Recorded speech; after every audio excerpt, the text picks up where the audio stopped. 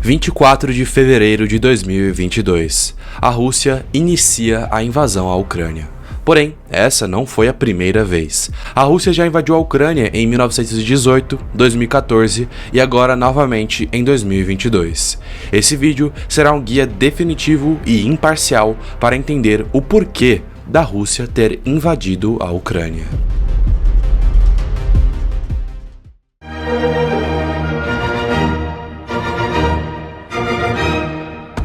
Opa, eu sou o Loconte e esse é o Conhecimento Expandido.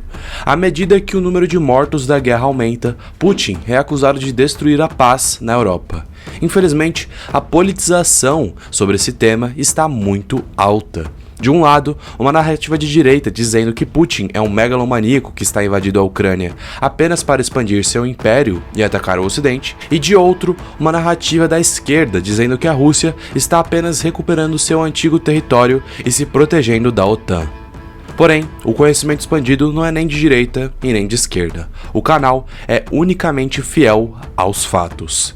Assim, irei explicar de uma forma neutra e sem opinião o porquê de Putin ter invadido a Ucrânia. Eu gostaria de pedir, por favor, caso você goste do conteúdo de geopolítica, história e economia, para deixar um like e se inscrever no canal, pois isso ajuda demais. Também tenho um novo sistema de membros agora, caso alguém queira ajudar financeiramente o desenvolvimento do canal.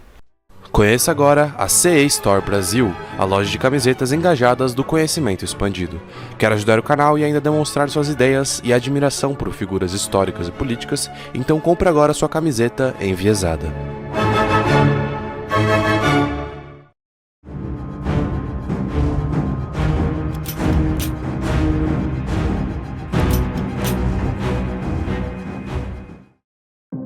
Uma das explicações dos conflitos entre os dois países é que tanto a Rússia quanto a Ucrânia vieram da mesma origem, o povo Rus, que uniu várias tribos eslavas no século X. Kiev, a atual capital da Ucrânia, foi proclamada como a mãe das cidades Rus. Contudo, após a invasão mongol à Rus de Kiev, as histórias dos povos russo e ucraniano começaram a divergir.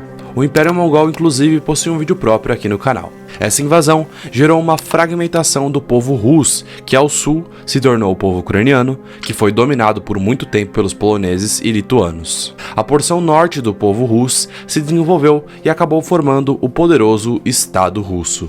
Esse, por sua vez, se expandia cada vez mais, gerando o que ficou conhecido como o Império Russo. A partir de meados do século XVII, os russos tomaram diversos territórios comandados pela Lituânia e Polônia, e então a Ucrânia foi gradualmente absorvida ao Império Russo. A monarquia da Rússia considerava os ucranianos uma parte da identidade russa, e dessa forma, uma série de políticas foram instituídas a fim de enfraquecer a cultura ucraniana. Em 1804, a língua ucraniana foi proibida nas escolas, e em 1876 ocorreu a proibição dos livros de origem ucraniana.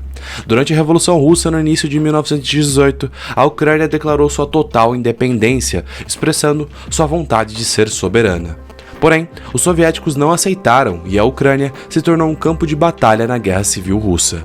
Em 1922, os nacionalistas ucranianos foram derrotados e o país foi incorporado à União das Repúblicas Socialistas Soviéticas. Enquanto Lenin estava no poder, a Ucrânia até tinha certa autonomia. Contudo, quando Stalin assumiu, foi determinada a criação forçada de fazendas coletivas.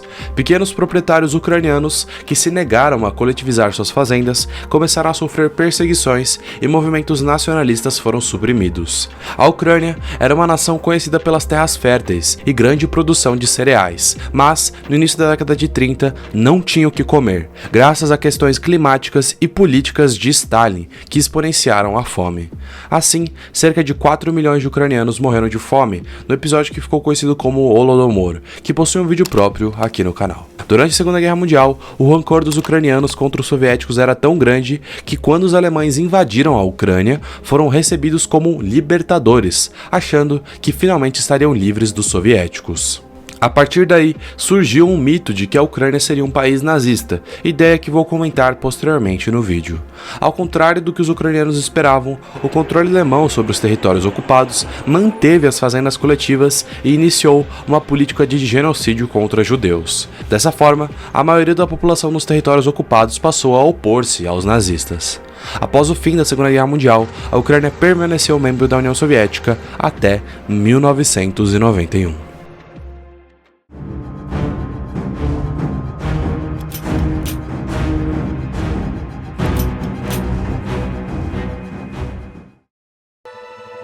Durante a Guerra Fria, a Ucrânia hospedava grandes estoques de armas nucleares, e após a dissolução da União Soviética, o país herdou o terceiro maior estoque nuclear do mundo. Porém, em 1994, ocorreu também a desnuclearização da Ucrânia, quando o país concordou em destruir parte de suas armas nucleares e transferir o restante para a Rússia. Esse é um fator fundamental de entender por que a Ucrânia foi invadida pela Rússia. Os ucranianos não possuem mais armamentos nucleares para contra-atacar. Desde seus primeiros anos de existência, a Ucrânia estava atolada de corrupção, má gestão, falta de crescimento econômico e desvalorização cambial. Para reverter isso, o país buscou estabelecer relações mais estreitas tanto com a União Europeia quanto a Rússia. É importante notar que, apesar do histórico de dominação russa, a Ucrânia ainda é uma nação com sentimentos divididos. Parte da porção leste do país é pró-Rússia, enquanto o restante da nação tem uma visão mais favorável do Ocidente. E é nesse contexto que nasce a raiz para entender o conflito atual entre Rússia e Ucrânia. Em 2010, Viktor Yanukovych foi eleito presidente da Ucrânia, recebendo apoio principalmente da região leste do país. O presidente defendia uma aproximação com a União Europeia, bem como manter relações boas com a Rússia. Porém, uma vez no poder, Yanukovych priorizou relações com Moscou em detrimento do Ocidente. Isso ficou claro quando o líder ucraniano se recusou a assinar um acordo de associação com a União Europeia, a pedido da Rússia. Após isso, em 2014 ocorreram uma série de protestos contra o governo, somados a uma percepção de corrupção e abuso de poder. Mais de 200 mil pessoas foram às ruas no que ficou conhecido como Euromaidan, revolução que o governo reprimiu com violência, matando pelo menos 100 pessoas e ferindo milhares. A pressão popular depôs o presidente Yanukovych e novas eleições foram convocadas elegendo o presidente pró-ocidente Petro Poroshenko. Vendo a queda de seu aliado na Ucrânia, o presidente russo Vladimir Putin iniciou seu plano ao anexar quase imediatamente a região da Crimeia, a fim de assegurar interesses econômicos estratégicos. Putin já havia colocado em prática seu imperialismo na Geórgia em 2008, quando a ex-república soviética havia ameaçado de se aproximar da Europa. Moscou também apoiou os separatistas que capturaram duas províncias no leste da Ucrânia, Donetsk e Luhansk, conflito que já custou mais de 14 mil vidas. Conhecida como Bacia de Donbás, a região é a mais importante fonte de energia e área industrial do país. Lá, o carvão é um dos produtos mais comercializados e produzidos, com indústrias altamente desenvolvidas. Após a queda do governo pró-Rússia na Ucrânia, foi criada pela TV controlada pelo Kremlin uma narrativa de que a Ucrânia foi tomada por fascistas. De fato, o país tornou-se uma espécie de celeiro de diferentes milícias ultranacionalistas e neonazistas, que desde 2014 engajaram-se nos combates contra os russos e formaram tropas paramilitares que até atuam com as forças armadas ucranianas. O ex-ministro do interior, Arsen Avakov, controlava milícias e era ligado ao Azov, acusado de ser uma organização neonazista que realiza treinamento militar e doutrinação de crianças. Porém, apesar de tudo isso, o partido Svoboda, que ostenta símbolos do nazismo, obteve apenas 2% dos votos nas últimas eleições, demonstrando que de fato os neonazistas existem, mas são uma minoria na Ucrânia, representando uma pequena parte da população do país.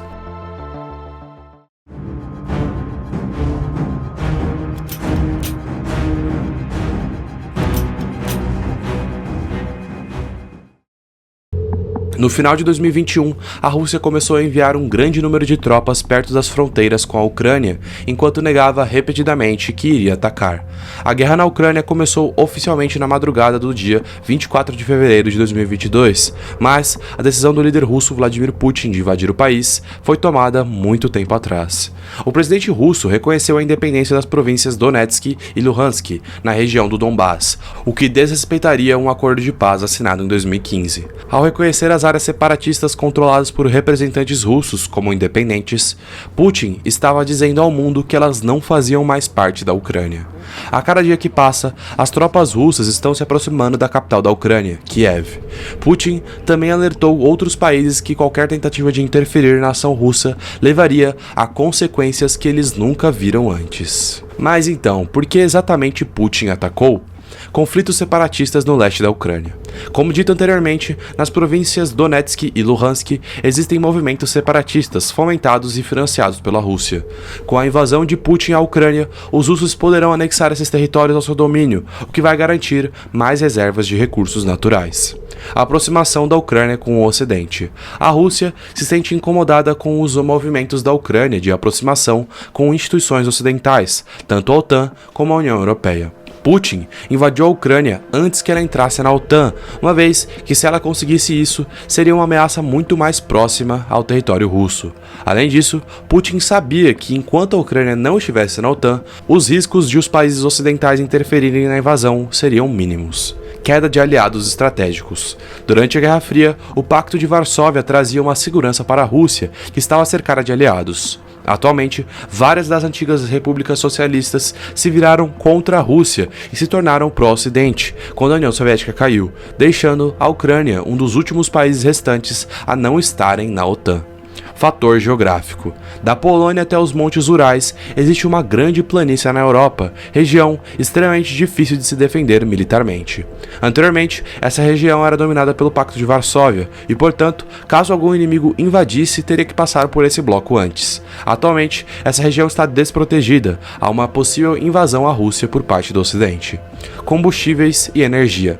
A União Europeia importa quase 40% do seu gás natural da Rússia. Inclusive, o canal tem um vídeo próprio sobre esse tema. Muitos dos gasodutos que vão para a Europa foram construídos durante a União Soviética e passam justamente pela Ucrânia, que após a independência requisitou que fossem cobradas tarifas da Rússia para que eles continuassem a usar território ucraniano. Além disso, a Ucrânia também possui reservas de gás natural que ameaçam a hegemonia atual que a Rússia tem sobre esse combustível na Europa.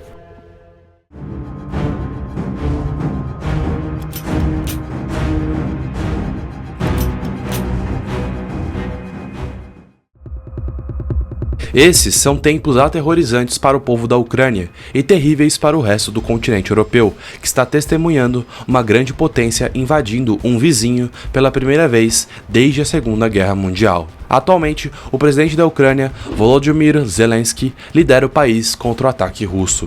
Mesmo assim, a OTAN deixou claro que não há planos de enviar tropas de combate para a Ucrânia. Na verdade, o Ocidente tem como alvo a economia, instituições financeiras e indivíduos da Rússia.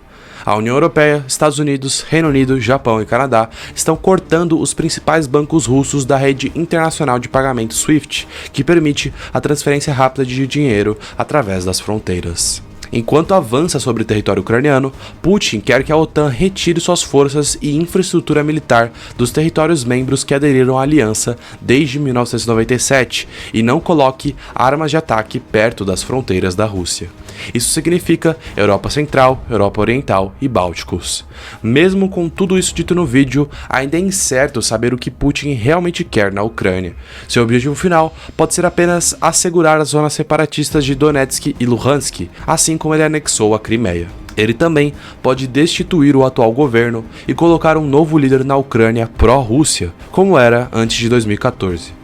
Somado a tudo isso, Putin ainda pode tentar anexar totalmente o território ucraniano para garantir uma segurança maior contra o Ocidente. Porém, essa seria uma tarefa extremamente difícil, uma vez que dominar um território é uma coisa, manter ele é outra.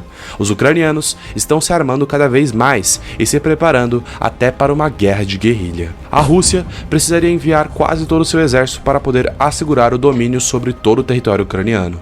Dessa forma, é possível concluir que Putin invadiu a Ucrânia por uma série de motivos estratégicos visando o interesse da hegemonia russa da região, e além disso, Putin invadiu a Ucrânia porque ele sabia que não seria impedido. Bom pessoal, o vídeo foi esse. Qualquer dúvida ou crítica é só deixar nos comentários. Lembrando que a sua opinião é muito importante, assim tentarei responder o mais rápido possível. Se tiverem gostado do conteúdo, por favor deixa o like e se inscreva no canal. Mas é isso, valeu!